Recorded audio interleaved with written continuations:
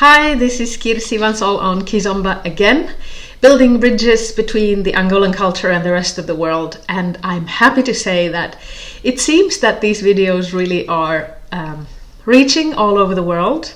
I'm getting questions from people in all parts of the world, and that makes me really happy because that's what I'm here for. So let's dive into one of the questions that I had. Somebody wanted me to explain a little bit about the weight shift and how to step. And this is actually probably the most difficult thing in the Angolan dances, kizomba and semba, what we're talking about here. Because it's actually quite different from what we're used to in the Western world, how we step and how we move when we're dancing. Sometimes I hear Angolan teachers saying that when you walk in the dance, you just walk normally. No, you don't. You really don't. You have to put your foot on the ground so that the front part of the foot hits the ground just slightly before the heel. But your foot is almost flat, like you don't extend your ankles. Like in many dances, we extend the ankle a little bit to decorate the step. Like you can play with the feet. And especially in tango, like they do a lot of figures with their feet and make the dance more beautiful, even with their feet and their ankles. Now, in Angolan dances, we don't. We kind of use the foot, I'd like to say lazily, like you just lift it off the ground just enough so that you can take the step. There are two key ideas to this. If you have ever practiced any martial arts or maybe skiing downhill or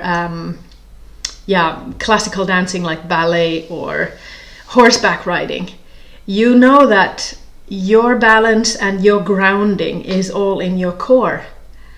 And now what the Angolans tend to have is a really strong core.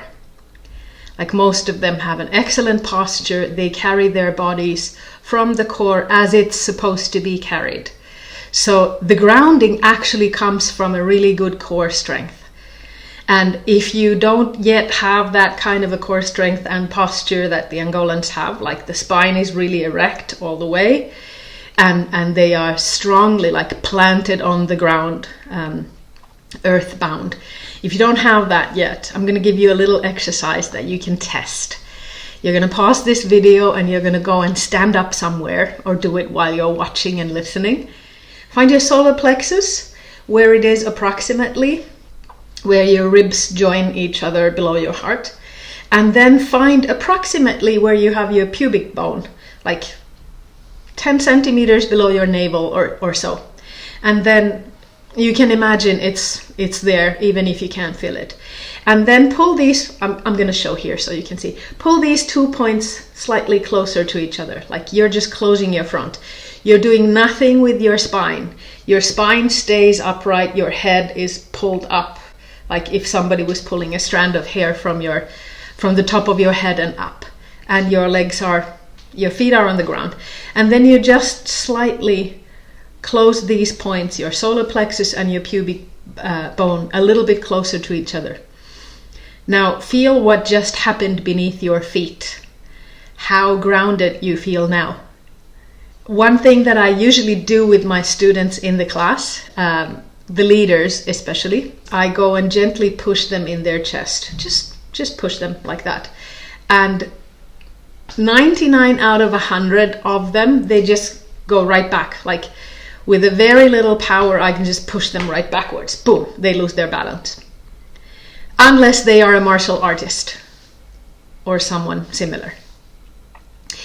Then I ask them to do this, arranging your rib cage slightly so that you close the front of the body so that it can't open. And then I go and do the same thing, just push them gently on their chest. And now instead of flying backwards and losing their balance, they feel that they're just going deeper into the floor. So your grounding is actually in your core. Leaders, this is especially crucial for you, or this is only for you actually. You want to keep that front part of your body closed a little bit like this at all times, so that no matter what happens on the dance floor, that you can't be pushed out of balance. Like you maintain your integrity of your alignment, and you do it from here. For the followers, this is slightly different because you don't want to close your front like this. You want to open your chest up to listen to the leading that comes from this level. So for the followers, instead, I have two things that you can do to put your body in that kind of alignment that you need. The first one I call the penguin. You can put your fingertips on your shoulders and just lightly lift up your elbows a few times, up and down like that. And now watch out with this. Just relax and drop your shoulders and your shoulder blades. And then just a few times like this when you're standing up. Do this and then just drop your arms and feel where that left your rib cage. Like now your chest is up and open, right? Not leaning, not pushing, nothing, just up and open with this.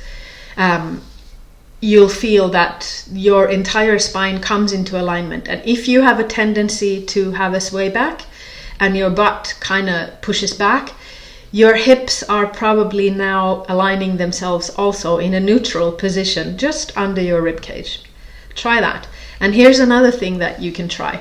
These are actually really good things to do for anyone who sits a lot with their computers like I do all day, every day. The other thing is this. Cross your fingers behind your head. I'm going to take off these for a minute. You're going to cross your fingers behind your head, put your elbows forward, and then you're going to lift your face up to the ceiling, not tilting your head from the neck. Be careful with your neck. Just lift your face up to the ceiling from here. And do that a few times slowly. Depends on how your back is. You might hear some crack, crack, crack up on your upper back, and you can feel that there's a lot of tension because you're waking up some muscles that probably haven't been worked correctly enough. So that, just a simple movement here and lifting your face straight up. That's going to work your upper back really nicely.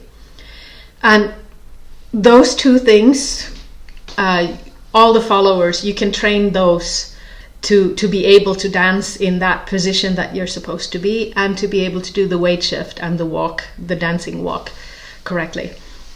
The other thing for the weight shift is actually that when your foot has landed, like when your foot lands in that slightly lazy way, like boom, almost flat on the floor, but the front of the foot always landing slightly before the heel. Test what happens when your foot is on the floor and now you start pushing with the front part of the foot, the ball of the foot. What happens? The movement becomes all wrong. It's going to push up your hip on that side and it just doesn't feel right. And now do the opposite. Push through your heel and feel how that moves your hip. Like how that weight shift comes up through to your hip joint. Completely different feeling, right? And why this works better is, first of all, it never allows you to overextend your knee joint, which you can do if you push from the ball of the foot. You're pushing from the heel, so your hips also, they can't go up from the neutral. You can only push your hips to the neutral, stable, and then the weight shifts to the other leg. When your weight is on one leg, that leg is straightened and the knee is straight but not locked. And on that weightless side, your foot is resting on the floor, the knee has fallen forward and the hip has fallen with the knee. And then again, you switch that weight, you push through the heel, because that's where your bones go up from. Your bones, your bones of your leg, they don't go to the front of the foot. They go through the heel. So you have to move your weight through the bones, right? Makes sense. So test these. Arrange your upper body and then shift the weight by landing on the floor, then pushing that weight shift through mostly the heel of your foot. Because so far what I've heard from all of my students is they say that first of all, they get a lot better balance. They get a lot deeper jinga in their movement, and it's a correct natural jinga. Everybody has their own based on their own anatomy, and it just feels more natural. It doesn't get your joints sore. Like ladies don't get hip joints, painful hip joints anymore because they're not overdoing the movement. They just get a soft jinga. Both men and women get a nice soft jinga. The hip joints start moving. Their backs don't get so tired anymore because they're in a correct alignment, and they actually start feeling stronger. So I'd like to know your experiences, if this helps. Me sitting down here and explaining the weight shift to you is not going to do as much as it could if I was standing in front of you and helping you, but I really hope that this helps a bit. Let me know and send me more of those questions. Thanks. I appreciate this. See ya.